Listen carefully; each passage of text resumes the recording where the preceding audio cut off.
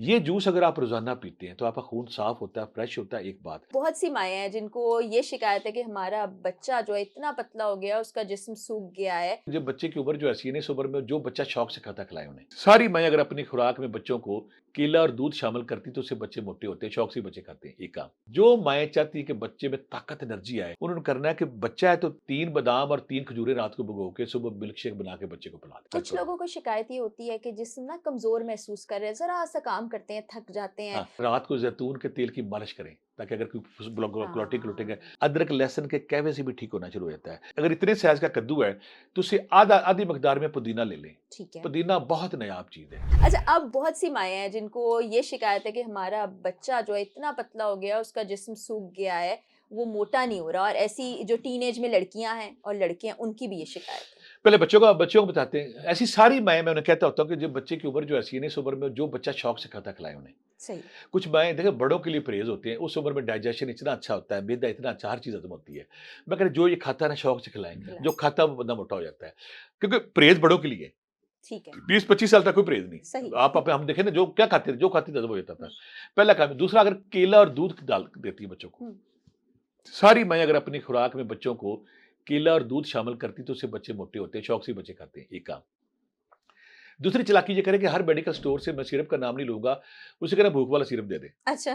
चालाकी करे बच्चे, वो खाएगा बच्चा। वो ठीक है। सिर्फ 2 चमचे सुबह-शाम दे, बच्चा कहेगा मैंने खाना, मुझे मैं कहती ना आके। मेरे पास डाटा इसलिए अच्छा है कि मुझे हर हफ्ते बेटा ना 2-3 हज़ार बंदा मिलता है, बीबियाँ बंद। ज़ाहिर है, मैं उनको ज़ाहिर है। डाटा फिर उनसे रिजल्ट लेता हूँ, कहती बच्चा हमारा सिरप हम पिलाते हैं, सारा दिन खा-खा के खाता रहता है।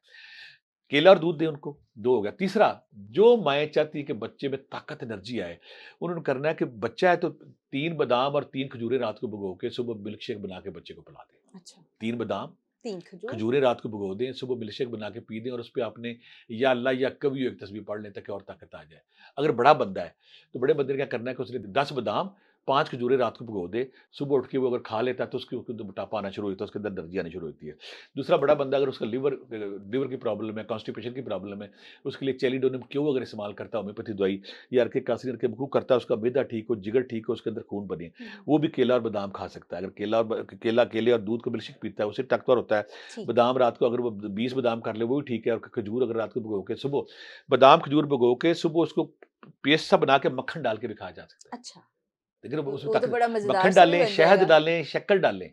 आप बादाम और खजूर रात को भिगो दी, और खजूर जो है ना, आका करीम जो फरमाते हैं कि 2-3 खजूरें खा लें तो कंप्लीट एनर्जी है। हुँ, हम उससे दूर हटे हुए हैं। खजूर डालें रात को, छुहारे भिगो लें। सही, सही, छुहारे सही। भिगो लें, खजूर भिगो लें, रात को बादाम भिगो लें, हस्बे ज़रूरत आपकी। सुबह उसका पेस्ट सा बनाएँ, उसके शक्कर डालें, उसमें अब मक्खन डाल सकते हैं। उसमें द द कोई और चीज़ पसंद है डाल के, वो जब वो पंजीरी से आप खिलाएँगे ना, उससे बड़े भी मोटे होंगे, छोटे भी मोटे होंगे। यानी बच्चों को भी आप ये खिला सकते बड़ा हैं खिला सकते हैं, खिला और सकते हैं। ये जो टीनेज छोटे बच्चे में के ज़ाहिर है कि केला और दूध पिएँगे, जिसका डाइजेशन शुरू हो गया, खाना-पीना शुरू हो गया, उसको जब ये देंगे, ये मुजर्रब मुजर्रब है। कल कुछ करो। लोगों को शिकायत ये होती है कि जिस्म ना कमज़ोर महसूस कर रहे हैं, ज़रा-सा काम करते हैं, थक जाते हैं, हाँ, जिस्म में सुइयाँ चुभने हाँ। लगती है, सुन्न हो जाता है, ये जिनका क्या है? जिस्म सुन्न होता है ना, कहीं न कहीं 2 काम, ये या तो कमज़ोरी उसको होगी, उसको एक सीरियस बात को इनको सीरियस लेना चाहिए, इसको लाइटली लेना चाहिए। अच्छा, अगर सर्कुलेशन ठीक नहीं, तब भी सुन्न होता है। हुँ, इन्होंने बेटा करना क्या कि इन्होंने अदरक लहसुन का कहवा, ठीक है। पहला ये करें। दूसरा, रात को ज़ैतून के तेल की मालिश करें, ताकि अगर कोई क्लॉटिंग है, हाँ, हम मालिश को भूल गए, अगर अच्छी तरह मालिश करवा लें ना किसी से, अब वो दाइयाँ, वो माइयाँ कम हो गई हैं, जो घरों में आती थी, ऐसा ही है। और वो इतना खूबसूरत दबाती थी, अगर आप जिस्म पे मालिश कराते हो, उससे भी सुन्न होना ठीक हो जाता है। अदरक लहसुन के कहवे से भी ठीक होना शुरू हो जाता है। बाज़ औक़ात अगर कुछ प्रॉब्लम ये आती है कि आपकी जो सर्कुलेशन है, आपका लीवर अंदर से काम ठीक नहीं कर रहा, उसके खून लिए की कमी भी हो गई खून है, की कमी हो गई है, उसके लिए अगर आपने चेलिडोनियम लेते हैं, किसी भी चेरिडोनम, होम्यो स्टोर से चेलिडोनियम लेते हैं, क्यों? वो चेरिडोनम क्यू, 15 कतरे सुबह-शाम। तीसरा, 10 बादाम रात को भिगो दें, 10 से 20 जितना आप खा सकें। ठीक है। साथ उसमें 2 अंजीर शामिल कर लें। 10 बादाम, 2 अंजीर, सुबह छिलका उतार के 21 बार आपने पढ़ना है, या अल्लाह या कवियो। या अल्लाह या कबीर। या अल्लाह, ये कभी वो पढ़ें, उसको दम करें, दम करने के बाद बच्चों को आप, बड़ा या छोटा जो भी, उसको नाश्ते में खिला दें। उससे ताकत आती, एनर्जी आती, ठीक होता। और अगर दूसरी चीज़ें, अदरक कहवा पिलाते हैं, उससे भी ठीक हो जाता है बंदा। और तीसरी बात मैं फिर बार-बार कहता हूँ कि अगर आप मालिश करते हैं रात को ऐसे बच्चे को, वो ज़रूर ठीक हो जाता है। अगर आपका खून गाढ़ा है, तो खून गाढ़े के हवाले से हम आप अपनी पॉडकास्ट में पीछे 3-4 चीज़ें बता बता चुके हैं। चुके हैं। जब आप वो चीज़ें फॉलो करेंगे, तो आपका खून गाढ़ा नहीं होगा, फिर आपका सुन्न भी नहीं होगा, अब एनर्जी भी आएगी और ज़्यादा। खून अच्छा बने, उसके लिए हाँ, क्या हो? यस, ये अच्छा आपने बात की है। हकीमों को लोग ना नज़रअंदाज कर चुके हैं। हकीम सारी ज़िंदगी एक बात बहस करते रहे हैं कि आप अपने गट केयर का ख्याल करें, हुँ, कॉन्स्टिपेशन जब जब बेटा होता है कि आपके जिस्म में आपने खुराक ली, हुँ, अल्लाह का सिस्टम ये कि बड़ा ऊपर वाला मैदा, नीचे वाला मैदा, बड़ी आंत, छोटी आंत में मखसूस टाइम के बाद जिस्म से निकल जाती है। जब निज़ाम अखराज हम मैदा खाते हैं, वो फँस जाती है।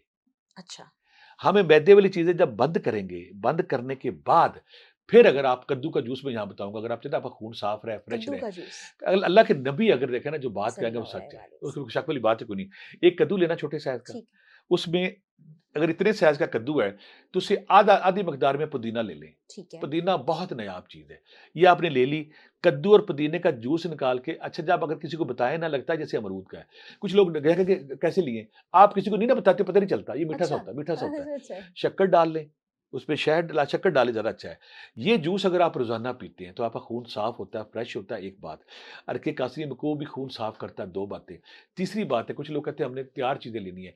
ये सारे हर्बल दवाखाने कोई साफ़ी के नाम से, कोई मुसफ़्फ़ी के खून हुँ। से, कोई मुसफ़्फ़ीन के खून से, ये सारी चीज़ें बनाते हैं। फिर हमने एक शरबत बताया इमली आलू बुखारे का, जी, जी, जो जी, इमली वो भी शुरू में हमने वो हमने बताया, बता चुके हैं, वो अगर पिएँ तो उससे खून साफ़ होता है, साफ़ फ्रेश होता है, जिगर काम करता है।